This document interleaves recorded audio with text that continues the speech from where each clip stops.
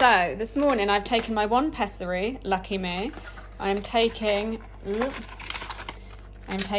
aspirin tablets. I've only taken one so far as I'm in conversation with the clinic as to whether it's 1 or 2, but they're now saying 2, so I'm going to take the second one in a minute. And now we're about to do this, which is a Clexane blood thinning injection, which we're told can sting like a bee. But does it float like a butterfly?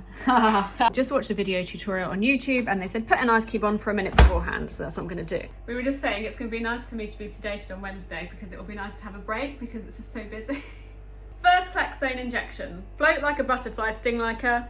bee. Sting like a... bee. Sting like a... bee. What's the grading of our embryo? Bee. Oh yeah, that's true.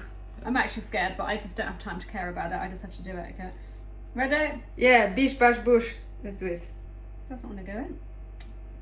Good start, Anna, good start. I can't even see anything. I can't press anymore, so I'm assuming that's it. 1, 2, 3, 4, 5, yeah? Yeah.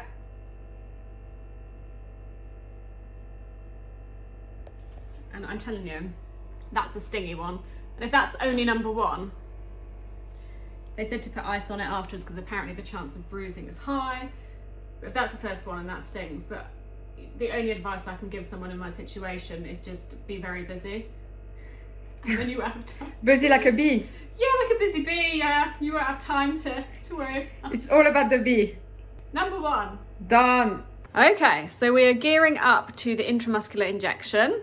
And what we're going to do is we're going to put some of this cream on, which is called Elmla cream, which numbs the injection site, because I figured even if we can have it a little bit better, let's do it. So Mira's going to put it on the area which is just kind of at the top of my, well, I say, no, I was going to say, if you go to the top of the butt and then over to the right a bit, kind of somewhere just below the hip kind of thing, but above the butt. So that's where we're going. So obviously I'm not going to put it on camera, but she's going to put the numbing cream on now.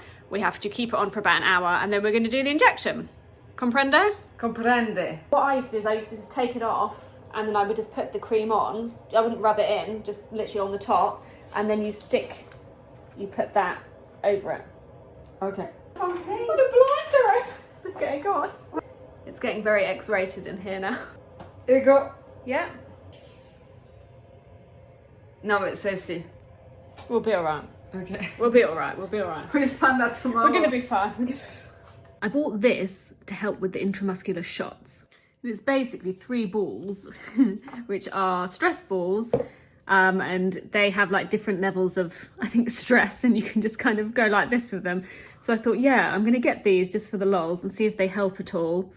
I will let you know. Probably not that much. Ooh, one's on the floor, but worth a shot anyway. The hour has passed, and here's our little glass friend. You've got to be careful with it because I've heard of people saying, oh, I warmed it in my hands and I put it down my bra to warm it up and it smashed into 1,000 pieces.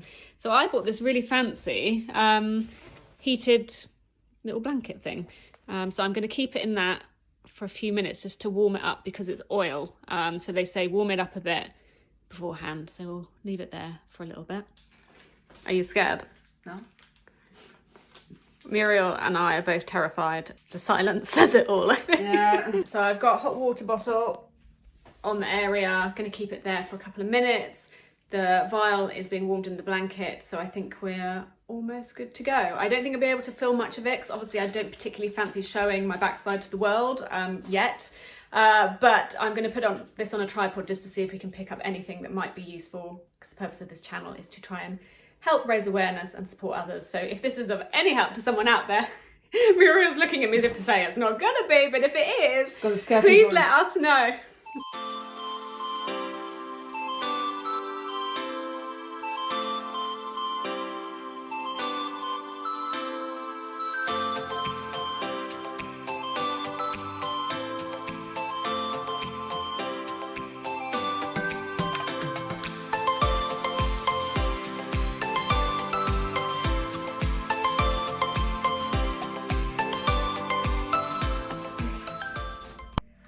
I don't know how much of this will show on the camera because I don't know how much my backside was showing, but I'm pleased to say not even close to as bad as I thought it was going to be. When I lay down, I was like, OMG, no thanks. But actually, I think the numbing cream helped a lot because I didn't feel the needle go in. I felt a bit like it was like bruising. but it wasn't pain, it wasn't stinging, it was like a bit of bruising. I didn't say anything to you because I thought, I don't know whether you put it in, whether you haven't, whether you put in a drop, whether you put in the whole lot, so I just said nothing. But it was a lot better than I thought. I think it's just looking at the fucker. Yeah, Sorry. it's huge. It's just huge. It's just big, and then it's quite thick as well. Yeah. It's what you will use to withdraw the medicine normally, basically. That's why it's like, it doesn't feel natural. It doesn't feel like you should have that inside you. How did you find doing it? Yeah, I was like obviously a bit scared, but I've done exactly what the woman said on the video about the like pulling the skin like that just to get started, and then after I let it go, I felt like it went into something. I just felt it. I withdrew it a bit, checking if there was no blood, and then I went for it. Yeah. Got to watch the video by Dr. Linda because Dr. Linda Yeah. has solved all our problems. Yeah. So in sum, take the vial, warm the vial, use numbing cream if you want, put a hot water bottle on the area you're going to inject, warm the vial for a couple of minutes, then draw it all up. You meant to massage normally the Oh yeah, massage beforehand. We haven't Forgot to done do that. We were too scared. And then you pull the skin. Yeah, a little bit. It goes nice and tight, not like you bouncing on something. The skin. And once you've inserted the needle, you pull back just by the tiniest margin, just to make sure that all that's coming up is like air bubbles. Because if blood comes up, you have to remove the needle and find a different site, which apparently is very, very rare, but possible. Yeah. So you did that. Yeah, I did that. Administer it slowly. Slowly. I've done it slowly. Like on the internet, people say do it like a dart. I've not. I've just went in very slowly. I mean, I've seen videos of people doing this like a dart. I mean, it's a long dart. You know what I mean? Normally darts at the end are like that. No. Could you imagine? Like, if this was going into you, beautiful viewer, would you want this thrown into you like a dart? No. But yeah, and it was fun. And then massage afterwards. Yeah, massage. And I've got the hot water bottle on a bit. Massage afterwards. I've got the hot water bottle on again, and we're actually going to go out for our daily walk now. And it's very cold and dark and horrible, but I'm going to wrap up warm. Yeah, just to get the muscle working and really pumping the. Yeah. Because you don't want it to go back to an oil kind of. No. It has to be as liquid as possible, like this it goes quickly. And to calm my nerves. So we don't have to do this until the day after tomorrow now, but we do the Clexane again tomorrow. So yeah, we'll update you as the days go on.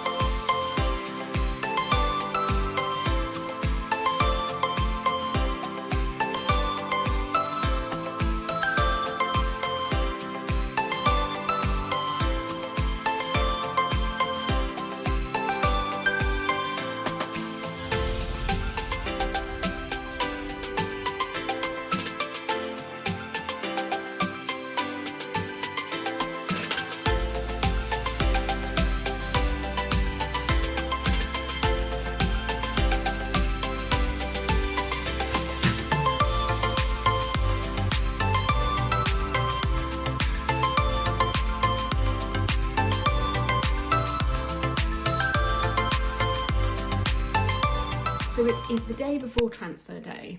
Everything's been going pretty well, namely the intramuscular injections have not been as bad as we anticipated.